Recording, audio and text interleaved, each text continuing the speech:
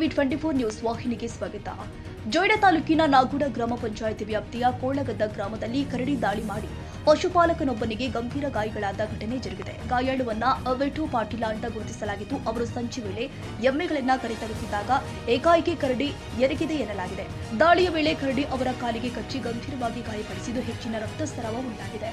ವಿಠು ಪಾಟೀಲ್ ಅವರ ಕಿರುಚಾಟ ಕೇಳಿ ಸ್ಥಳೀಯರು ತಕ್ಷಣ ಧಾವಿಸಿ ರಕ್ಷಣಾ ಕಾರ್ಯ ನಡೆಸಿದ್ದಾರೆ. ಬಳಿಕ ಗಾಯಾಳುವನ್ನ ಜೊಯ್ಡಾ ಸರ್ಕಾರಿ ಆಸ್ಪತ್ರೆಗೆ ದಾಖಲಿಸಿ ಚಿಕಿತ್ಸೆ ಕೊಡಿಸಲಾಗುತ್ತಿದೆ. ಘಟನೆಯ ಬಳಿಕ ಕಾಡು ಅಂಚಿನ ಗ್ರಾಮದಲ್ಲಿ ಕಾಡು ಪ್ರಾಣಿಗಳ ಹಾವಳಿ ಹೆಚ್ಚಾಗ್ತಾ ಇರೋದ್ರಿಂದ ಗ್ರಾಮಸ್ಥರಲ್ಲಿ ಆತಂಕ ಮನೆ ಮಾಡಿದೆ. ಅರಣ್ಯ ಇಲಾಖೆ ತಕ್ಷಣ ಸುರಕ್ಷಿತ ಕ್ರಮ ಕೈಗೊಂಡು ಗ್ರಾಮಸ್ಥರ ರಕ್ಷಣೆಗಾಗಿ ಅಗತ್ಯ ಕ್ರಮ ಜರುಗಿಸಬೇಕು ಅಂತ ಸ್ಥಳೀಯರು ಒತ್ತಾಯಿಸಿದ್ದಾರೆ. ಸಂಜೆ ವೇಳೆ ಕಾಡಿನತ್ತ ತೆರಳುವವರು ಎಚ್ಚರಿಕೆಯಿಂದ ಇರಬೇಕು ಅಂತ ಸ್ಥಳೀಯರು ಮನವಿ ಮಾಡಿದ್ದಾರೆ. ಲತೇಶ ಚಾಟ್ಲಾ ಜೊತೆ ಸರಫರಾಜ್ ಶೇಖ್, ಟಿವಿ 24 ಕನ್ನಡ ದಾಂಡೇಲಿ. ಕನ್ನಡಿಗರ ಮೆಚ್ಚಿನ ನಿಮ್ಮ ಟಿವಿ 24 ಕನ್ನಡ ನ್ಯೂಸ್ ವಾಹಿನಿ ಇದೀಗ ಟಿವಿಯಲ್ಲಿ ಲಭ್ಯ.